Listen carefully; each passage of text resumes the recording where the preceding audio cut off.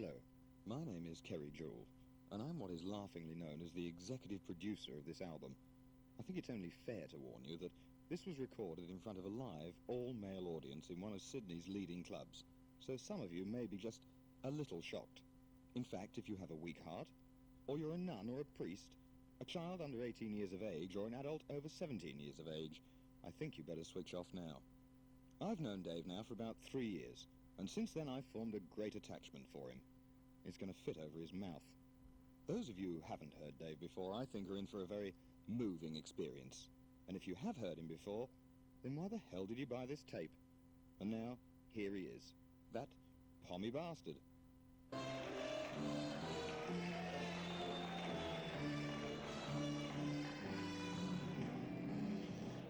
Welcome, boys, to the boys' night out.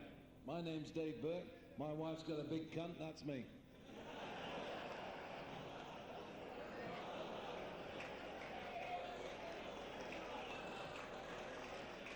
I know what you were thinking. Are you all right tonight, boys?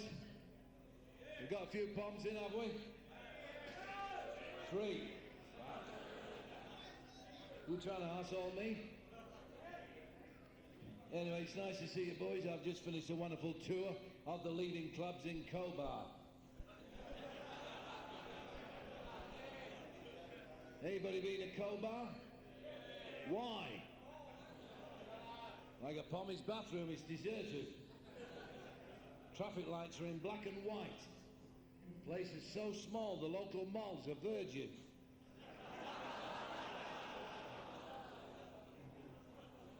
Staying at the pub in Cobar, I was out at the pub of the cemetery. Went down the bar, they're having a raffle. Bought myself a raffle ticket. I won the second prize in the raffle, a night out with the barmaid, Lorraine. First prize was $1.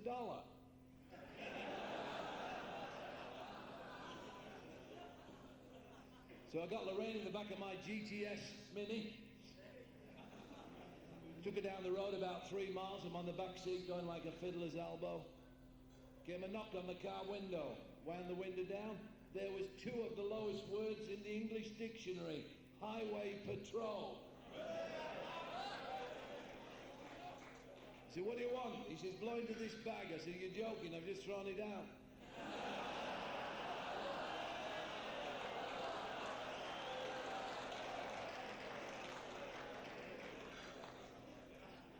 But my favourite story about the police, 2 o'clock in the morning, King's Cross, coppers stood in the doorway with a lady policewoman, and she stood there. Oh, she says, it's cold, isn't it? I said, oh, it's not too bad. She said, it's all right for you. I've left my knickers back at the police station. I said, oh, no worries. He's got the Alsatian dog there, hasn't he? Come here, Rover. Get this scent. Fetch! Rover ran away. Came back 10 minutes later, dragging the duty sergeant by his balls.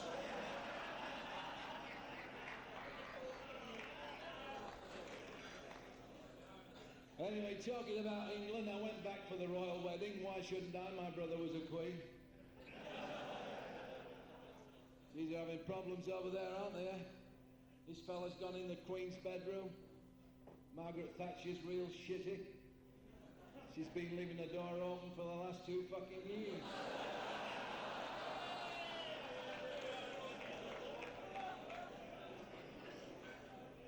I thought they'd had a good summer, and then I realised they're all fucking Pakistanis over there, you know.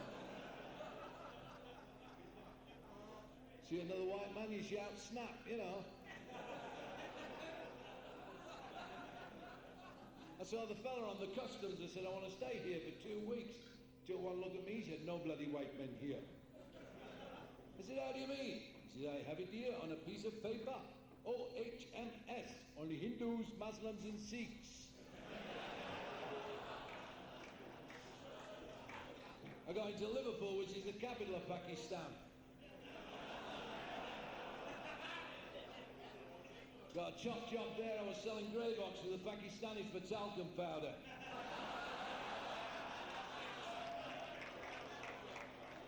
Soon got round off with that. Anyway, I'm walking down the main street in Liverpool the first day.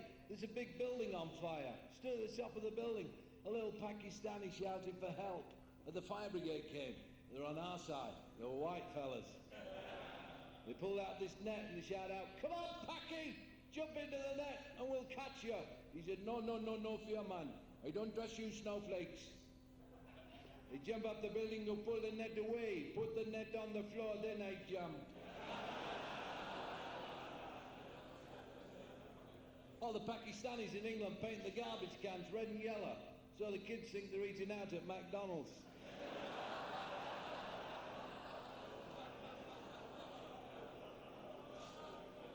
I went to a Pakistani wedding. They made the wedding cake out of shit to keep the flies off the bride.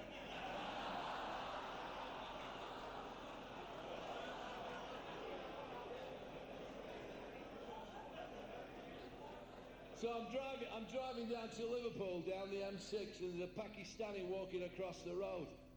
And I ran over him. Took me 10 minutes, but I ran over him, you know. Went up the road, had a touch of conscience. I thought I'd better go back, see how he is. So I turned the car around, went back, couldn't find him anywhere. There's a pool of blood on the floor. I thought he's left the scene of the accident. I turned around, there's a field next to the road and a man on a tractor. I said, "Have you seen a Pakistani that's been in a road accident?" He says, "Yes, I've just buried him." I said, "Was he dead?" He said, "Well, he said he wasn't, but you can't trust them black bastards." How do you think these jokes will go rep an RSL on Sunday? Oh, Jesus. Hey, I'll tell you what, fellas, isn't it nice to come out to a boys' night out and leave the pain in the arse at home? I mean, I've got one at home, you know. She's got a new contraceptive. My wife's got a new contraceptive. She takes her makeup off every night.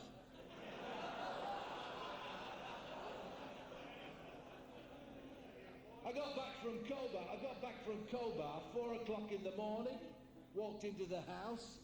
There she is in the bed, snoring her head off.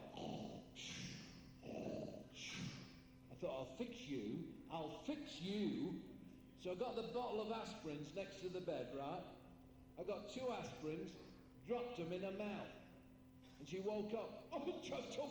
She said, "What you done?" I said, "I've just put 2 aspirins in your mouth." She said, "You mad fool, I haven't got a headache." I said, "Good, how about a fuck?"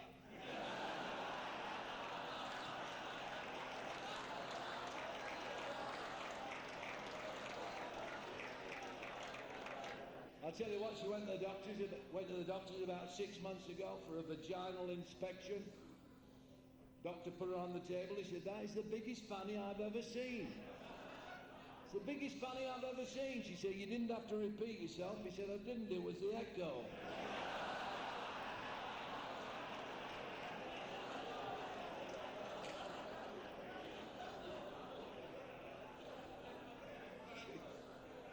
And then she came home from the doctors about 6 weeks ago. She said, "I've got some bad news for you." I said, "What, you got a week to live?"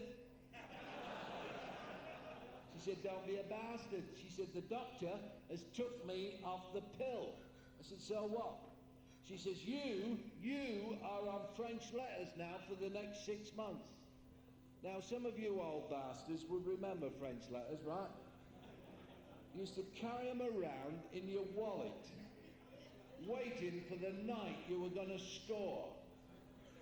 3 fucking years I carried mine around.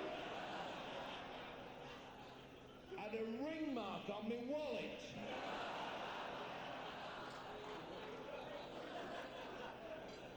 Finish up, I'd have wank in it to see if it worked.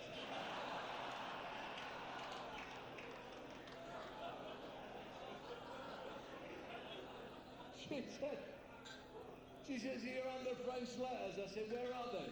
She says, "They're on the bed." I thought, I'll go and see if they still make them too small.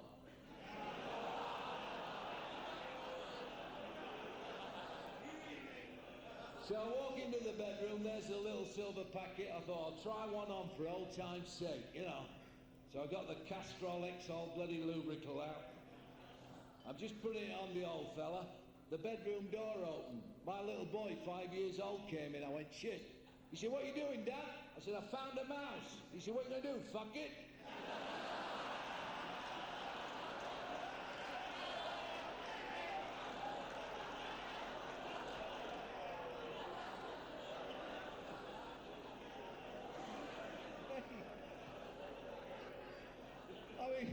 I mean, what about the kids today? I mean, you fellas would have a lot of kids between you, wouldn't you? Some of them at home, right? I mean, I've been married 25 years now. I mean, it only seems like yesterday. If it was tomorrow, I would piss off tonight. I got 3 kids. I got 3 kids, one of each.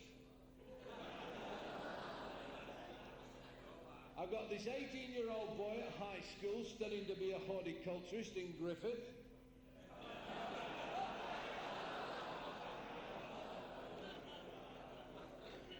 I said to him on Saturday, I said, go and cut the grass. He went into his bedroom with a pair of scissors.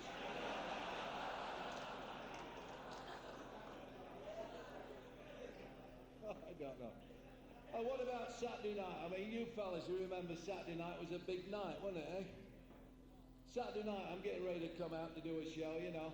My young fella, 18 years old, getting ready, putting his dirty bloody jeans on with his knees out, pair of thongs, singlet, picked a lot of habits up in Australia. And outside the house, he has this panel van. You call them something different out here, don't you? Shagging wagon.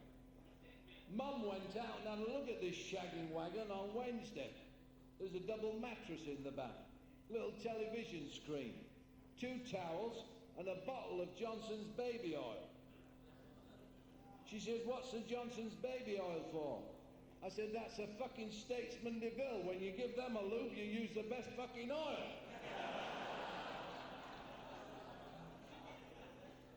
I said, where are you going tonight, son? He said, oh, a big night tonight. I said, you going to the boulevard? He said, no, fuck that.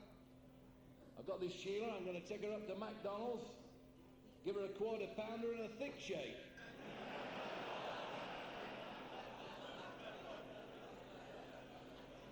I mean, what was it like when we were young? Way back in the teddy boy era, right? The fucking jackets down there, 12-inch trousers. I used to have to lay on the bed to pull my fucking trousers off. Forgot a fuck, I'd have never got them off. 4-inch brothel creepers on and a string tie and a DA. Down to the local dance, you'd had 10 pints of black and tan, 2 chunders and you were ready. You got in the dance hall, all the birds were on that side of the room. The planet of the fucking apes down this side.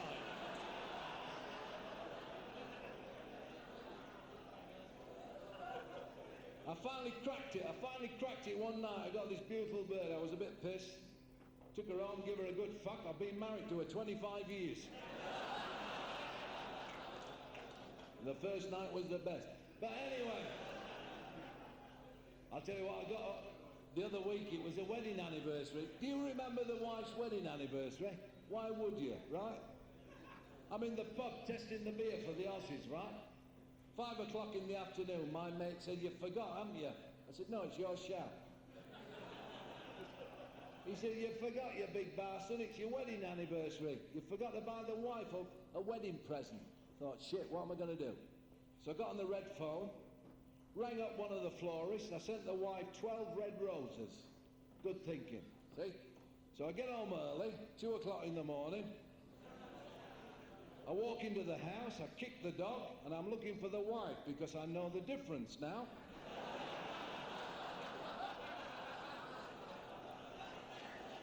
One of them's got a longer tongue.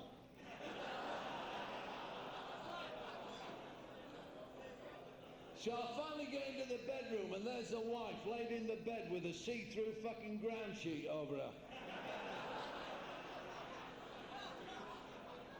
So I threw her. I said, what are you doing? She said, darling, this is for the 12 red roses. I said, haven't you got a vase?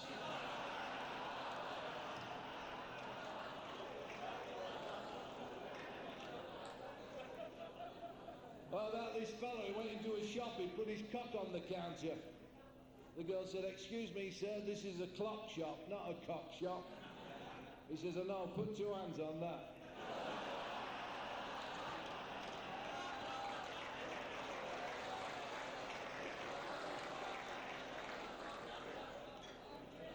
It's good stuff. I'll tell you what though, fellas, you know, living out in Ingleburn, in the suburbs here, you ever go down the cross, do you? Oh. I'll tell you what, I was up the cross on Anzac Day. That was a good day. There was 2 up everywhere. I'm walking up the cross. This fellow went to this house, knocked on the door. A woman of horizontal refreshments opened the door. She said, what do you want? He said, how much will you charge for my company? She said, $25. He said, right, company, 10 chunk. Left, right, left, right.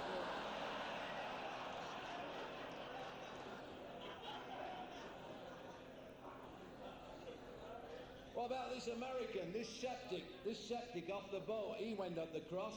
He got one of our Sheilas. He's in bed having a good root. I like that word, root, don't you? Like the bus driver that thought an alternate route was his sister-in-law.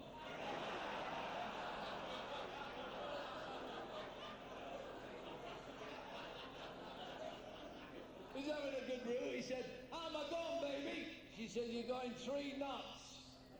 He said, I don't understand you Australians. What do you mean I'm going 3 knots? She said, you're not in, you're not hard, and you're not getting your money back.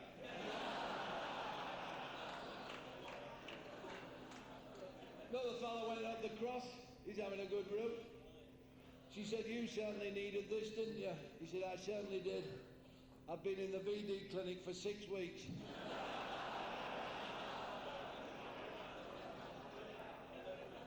She says, what's the food like?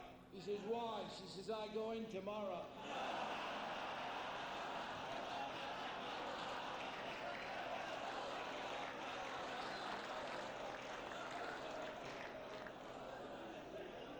Not worth it, is it, eh? Like this fellow went to the doctors, he's having a bit of trouble with his private, she said. So the doctor had a look at, he said, I've got some bad news for you. Bad news, he said, you've got VD. He said, I can't have VD. I haven't been out with a woman. He said, well, I'm sorry, sir, you've got VD. He said, well, if I've got VD, I must have got it from a toilet seat. And the doctor said, well, if you did, you were sucking it.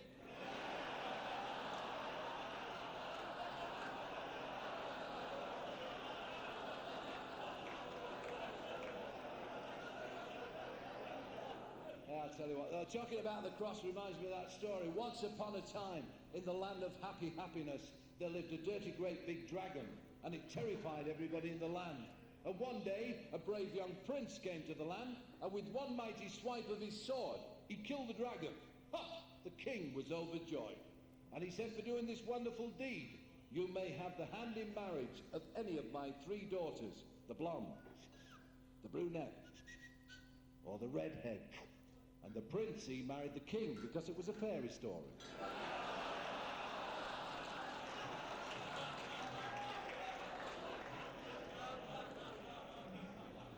About the puff went to see the dentist. He pulled his prick out. The dentist said, excuse me, sir, I'm a dentist. I look at teeth. He said, have a look at that. There's a tooth in it.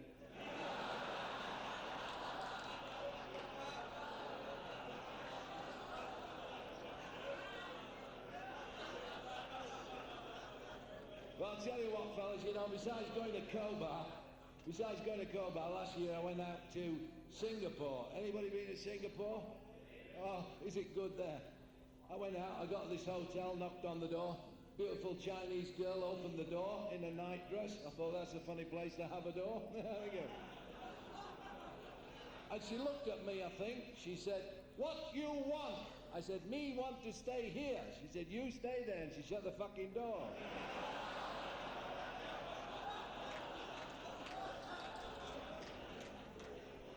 I said, just a minute, I've got a reservation. So she put me in a room full of red Indians, you know. I said, how much is bed and breakfast? She said, bed and breakfast, $5. I said, I pay that with pleasure. She said, with pleasure, $20. Got a lovely room. On a clear day, you could see the window. It was really nice, yeah. She said to me, "Have you got good memory for faces?" I said, "Yes, why?" She said, "There's no mirror in the bathroom."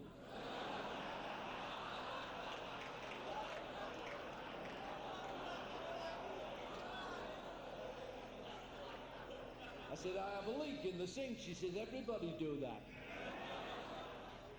I don't know, but while I was there, fellas, I got to tell you, I went for a Chinese massage. Now, you've heard about it. It's the best in the world, see?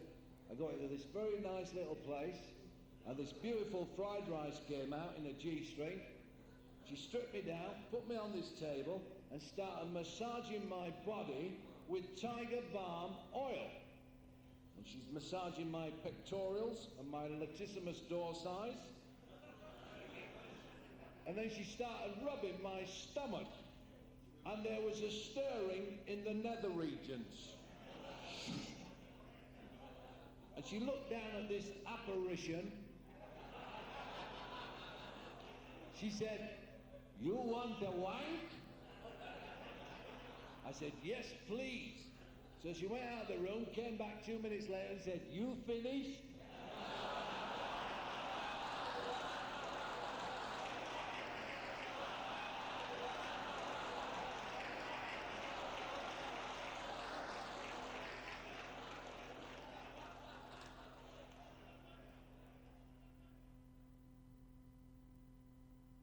Well, that's all on this side, so you can turn over now.